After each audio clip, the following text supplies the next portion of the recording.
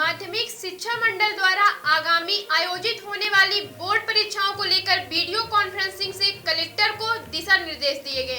आयोजित उक्त बैठक के संबंध में कलेक्टर प्रतिभा पाल ने मीडिया से चर्चा करते हुए बताया कि बोर्ड की परीक्षाएं सुचारू रूप से संचालित हो, साथ ही प्रश्न पत्रों की सुरक्षा और गोपनीयता बनाए रखने के निर्देश दिए गए। सुचारू रूप से परीक्षाओं को संचालित करने के लिए कलेक्टर प्रतिनिधि नियुक्त किए गए, साथ ही फ्लाइंग स्क्वाड तैनात रहेगा।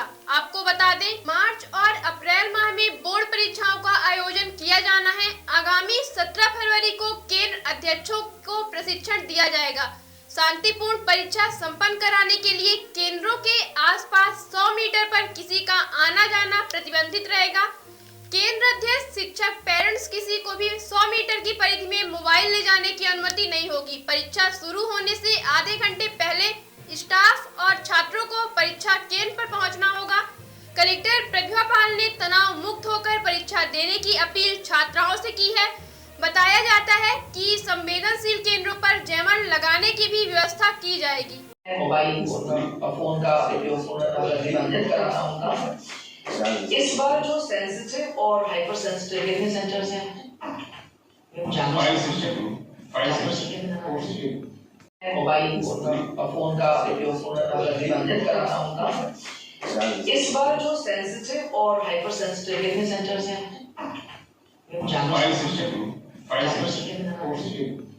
टोटल पे 11 अपलोड करें। एक राज्य में इसमें आप देख रहे हैं कि ये बोर्ड एग्जाम से रिलेटेड आज यूनिवर्सिटी हुई थी, क्या दिशा निर्देश दिए?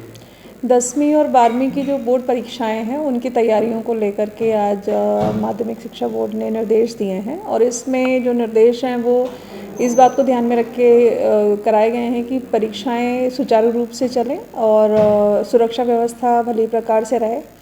कहीं भी कोई ऐसी स्थिति ना बने जिसमें किसी छात्र को कोई असुविधा हो, या प्रश्न पत्रों की सुरक्षा को लेकर के विशेष एहतियात रखने के निर्देश दिए गए हैं। इसमें अपने यहाँ जो कुल परीक्षा केंद्र बनाए गए हैं उसी मान से केंद्र अध्यक्ष, सहायक केंद्र अध्यक्षों की नियुक्तियाँ हो गई हैं। साथ ही जो कलेक्टर प्रतिनिधि प्रत्येक केंद्र के लिए बनाए गए हैं, उसका उद्देश्य यह है कि सुरक्षा व्यवस्था और गोपनीयता जो परीक्षा की है वो भली प्रकार से चल सके। इसके अतिरिक्त फ्लाइंग स्क्वाड्स भी बनाए गए हैं जो कि नियमित रूप से इन सभी परीक्षा केंद्रों का भ्रमण करेंगे और भ्रमण करके डेली बेसिस पे अपनी रिपोर्ट्स भी सबमिट करेंगे। इन सभी प्रश्न पत्रों की सुरक्षा और उनकी गोपनीयता के लिए भी एक जो व्यवस्था बनाई गई है, जिसमें पुलिस और एग्जीक्यूटिव मजिस्ट्रेट की ड्यूटी लगाई गई है, जिसकी सभी व्यवस्थाएं सुनिश्चित कर ली गई हैं।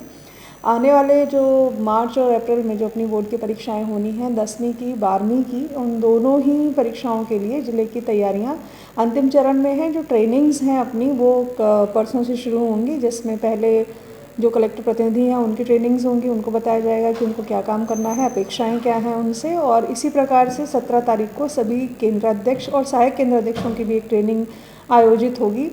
परीक्षा केंद्रों में 2-3 व्यवस्थाएं जो हैं उनको बहुत गंभीरता से ध्यान देने की आवश्यकता को चिन्हित किया गया है कि परीक्षा केंद्र जितने भी हैं अपने, उनमें 100 मीटर बाहर, जिस प्रकार से मतदान केंद्रों में रहता है उसी प्रकार से 100 मीटर बाहर कोई भी व्यक्ति, कई बार पेरेंट्स आते हैं बच्चों के छोड़ने, तो वो कोई भी 10-100 मीटर के भीतर नहीं रहेंगे, उसके बाहर ही रहेंगे। इसके अतिरिक्त किसी को भी परीक्षा केंद्र में मोबाइल फ़ोन ले जाना अलाउड नहीं रहेगा, चाहे वो केंद्र अध्यक्ष हों, सहायक केंद्र अध्यक्ष हों या अन्य पर्यवेक्षक जो रहते हैं क्लास में, टीचर्स रहते हैं। किसी भी प्रकार का मोबाइल फ़ोन कैंपस में अलाउड नहीं होगा, सिवाय कलेक्टर प्रतिनिधि के, जिनकी दायित्व वहाँ की जो अपडेशन है पोर्टल पे वो करना है। इसके अतिरिक्त सभी प्रकार के मोबाइल फ़ोन पूर्णतः प्रतिबंधित रहेंगे। छात्र जो परीक्षा केंद्रों पे पहुंचने का समय है वो परीक्षा के समय से आधा घंटा पूर्व है सभी के लिए, ताकि किसी को कोई असुविधा ना हो।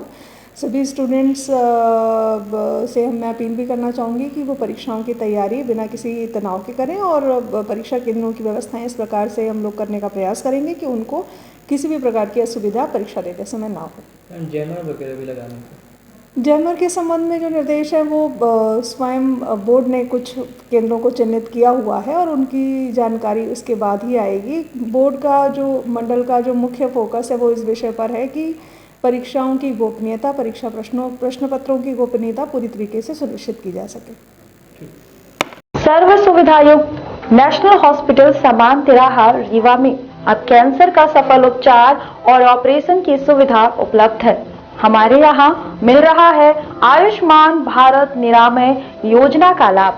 आयुष्मान जन आरोग्य योजना के तहत सभी प्रकार के मेडिक्लेम की सुविधा उपलब्ध है। हमारे यहाँ लेजर कैंसर, अस्थि रोग, एंडोस्कोपी, लेप्रोस्कोपी एवं प्रसूति रोग का अनुभवी चिकित्सकों के द्वारा उपचार किया जाता है। कैंसर के इलाज एवं ऑपरेशन अब रीवा के नेशनल अस्पताल में उपलब्ध है। नेशनल हॉस्पिटल के संचालक डॉक्टर अखिलेश पटेल के द्वारा उपलब्ध करवाई जा रही हैं सभी सुविधाएं। आयुष्मान से संबंधित किसी भी प्रकार की जानकारी के लिए संपर्क करें मोबाइल नंबर 9691288560 पर या फिर संपर्क करें 7566831551 पर। हमारा पता है नेशनल हॉस्पिटल समान तिराहा रीवा। संपर्क करें 07662359974 पर या फिर संपर्क करें 8602885990 पर।